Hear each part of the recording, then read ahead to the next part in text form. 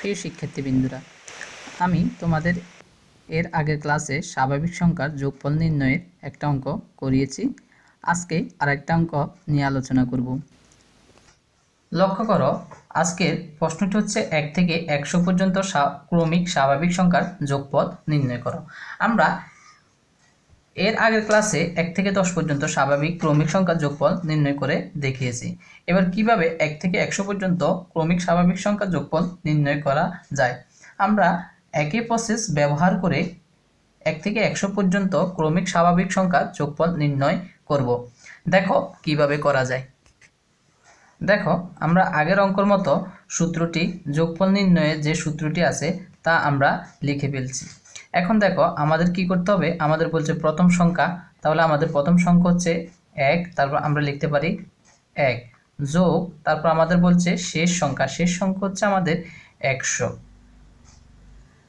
এখন দেখো আমাদের পদ সংখ্যা 1 থেকে 100 পর্যন্ত আমাদের সংখ্যা হচ্ছে, টোটাল সংখ্যা হচ্ছে আমাদের 100টা, আর এখানে যে 2, এটা হচ্ছে সূত্রে 2।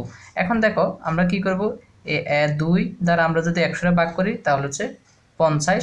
এখন দেখো, আর এখানে হচ্ছে 1 আর 1 গুণ করলে হচ্ছে 100, 1 গুণ হচ্ছে আমাদের 50। এখন দেখো আমরা ক্যালকুলেটর ব্যবহার করে করতে পারি 101 গুণ হচ্ছে আমাদের 50। তাহলে আমরা লিখতে পারি, আমাদের আনসার আসছে কত, 50 আর হচ্ছে 50, যা সূত্রের মাধ্যমে করলে আমরা সহজে অঙ্কটির ফলাফল বের করতে পারি, যা নির্ণেয় আমাদের উত্তর। এখন দেখো, যদি সূত্র ব্যবহার করে, এখন আমরা ক্যালকুলেটর যদি স্বাভাবিকভাবে না করে যদি অন্যভাবে করি, 1 যোগ 2 যোগ এভাবে করলে আমাদের অনেক সময় লাগবে, কিন্তু সূত্রের মাধ্যমে অঙ্কটি করার ফলে আমরা সহজে উত্তরটি বের করতে পেরেছি। তাহলে আজকে আমাদের এই ক্লাসটি এই পর্যন্ত। বাকি ক্লাস দেখার আমন্ত্রণ জানিয়ে আজকের মতো এখানে শেষ করতেছি। আল্লাহ হাফেজ। আসসালামু আলাইকুম রহমতুল্লাহ।